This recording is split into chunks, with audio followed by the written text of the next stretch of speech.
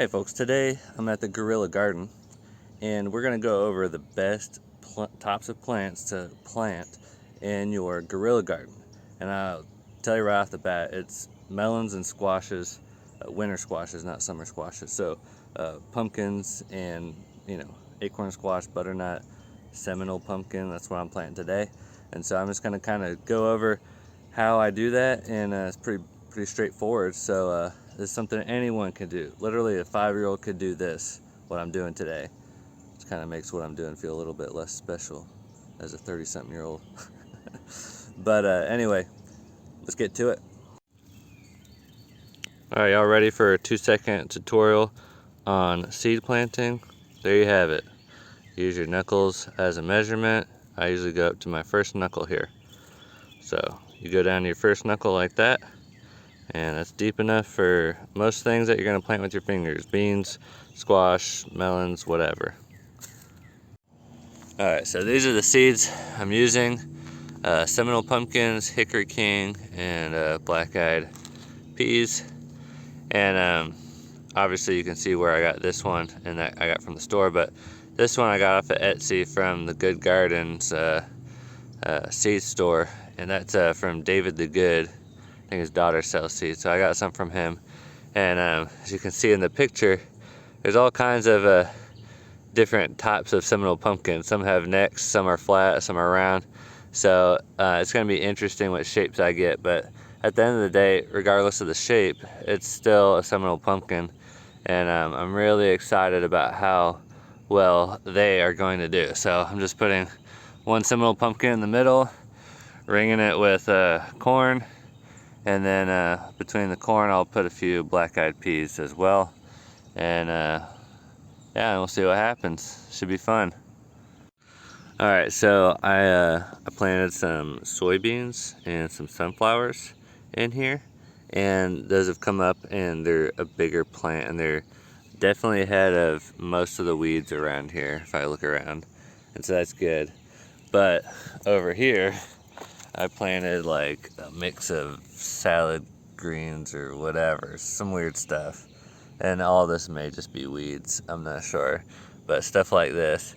And this has been like a month ago I planted all this. And it's finally coming up, and it's just like really puny and really just pitiful.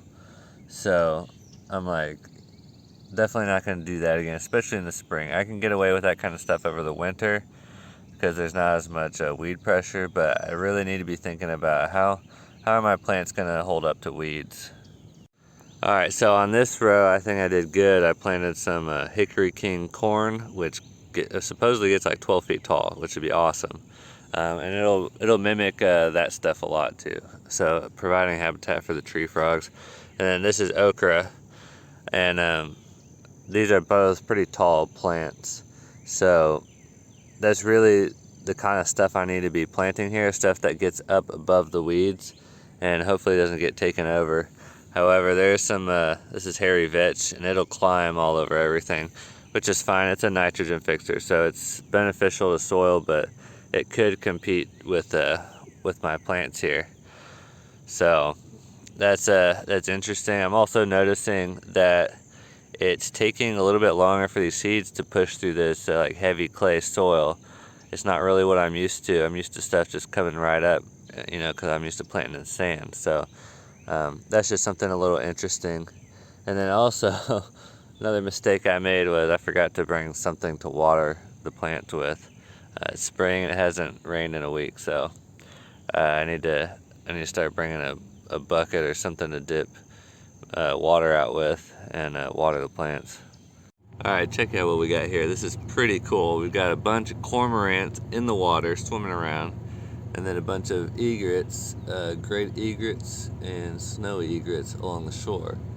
And so it looks like the cormorants are pushing fish up against the shoreline, and the egrets are catching them. So it's just interesting. I don't think they're like trying to work together or anything, but they are definitely working together whether they tried to or not. But looks like cormorants are done. They're heading back out into deeper water. Yeah, a bunch of them just dove. So I think their school of fish they were after just went back out, and they'll do it all over again. All right, so this is a little watermelon sprout coming up. I think I planted 4 or 5 watermelons right here, and so this is the first one to come up, and it may be the only one, who knows, but I'm just hoping that it covers the ground and covers the ground fast, and the soil should be holding plenty of moisture for it. So as long as those roots can get down and spread through this thick clay soil, it should be getting plenty of water, and that's going to give it a huge advantage if you can get down a little deeper than some of these other weeds. Then it can climb over them. So I'm hoping that this is a really aggressive watermelon and just, you know, proliferates. All right, so on this little mound here, I'm going to be putting some bush beans, some more hickory king corn, and then 2 different types of watermelon, a sugar baby and a black diamond there. So yeah, this is going to be a little bit of a different Three Sisters type of mound. So instead of a squash, I'm going to have watermelons, and instead of a climbing bean, I'm going to have a bush bean. So just a little bit different, but that's the amazing thing about gardening, is you can get creative and kind of make variations if you want, and whatever, you know. I've got these beans I need to use up, so, and you know, I don't have a lot of confidence in a dry bean like the black-eyed peas. They're more of a just for a nitrogen fixer, and so bush beans though are something I'm going to actually be able to harvest, because and the reason for that is when the black-eyed peas are going to become getting ready, it's going to be our rainy season, and so these bush beans are ready in like 50 to 60 days, and so I've got, and I'm picking them fresh, so it doesn't matter if it's rainy or not. In fact, rainy is good. It'll keep it watered and stuff. Man, I love seeing all the little bugs just in the dirt when I flip it over. There's just insects everywhere. It's great. It's so good. All right, cool guys. I'm gonna put these in the ground, and probably just gonna do like some melons in the middle, and then the rest of them around the perimeter. So pretty straightforward.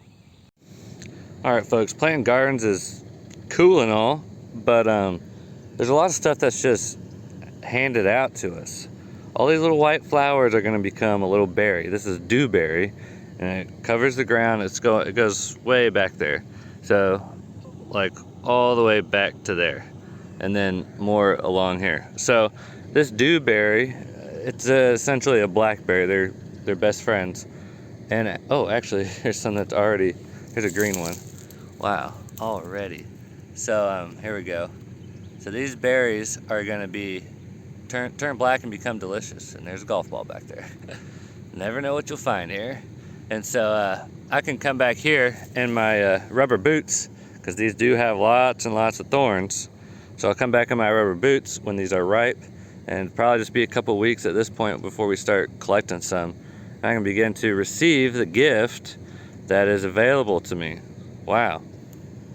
So, something to keep an eye out for. I always keep an eye out for these white flowers. When you see a whole bunch of them, look closely. It's probably going to be blackberry or dewberry or something related to that. So, that's your thumbs up tip for today. Alright folks, I am actually done planting seed today, and I'm pretty much done planting for the season. Obviously I have a problem. I'm not going to be able to not plant seeds next time I'm out here. Yeah, we're done planting seeds, and at this point I'm just going to be going out and checking on it. I may do some heavy mulching in certain areas where there's some really weedy species, or just the immediate area right around one of those melon pits or something like that. But really, I've planted the seed, and now gotta makes it grow. So I just wait for the harvest, and I'll tend it here and there. But when you do stuff in a way, you can do stuff in a way that is very low maintenance. And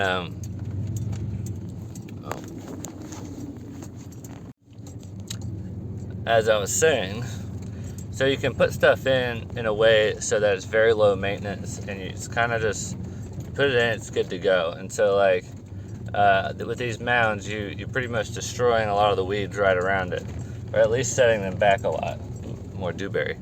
And so that's kind of the way I focus. Is I do a lot of my hard work on the front end. I'm not just putting seeds in the ground, and it's a little more than that. So when you do it this way, it's very low maintenance. And I have to also, the species I'm planting are low maintenance. If I was like planting salad greens, then it's probably not going to work very well, because they're small and dainty and they're just not going to do so great. But yeah, so a lot of it just comes down to what you're planting and how you're planting it. And when you plant in mounds, or you really stir up the ground in an area, it's going to set the weeds that are already there back.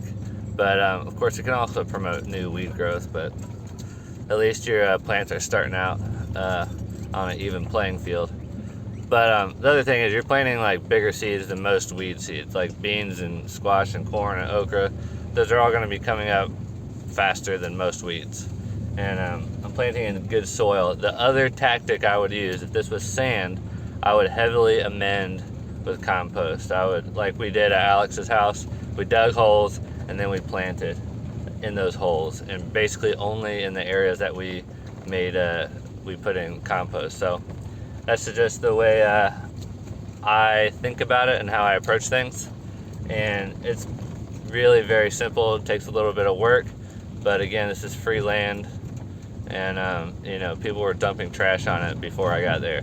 So I don't think anyone's gonna be too concerned if I grow some plants there. But anyway, have a great day, guys. Go out, plant something, put some seeds in the ground, see what happens. All right, bye.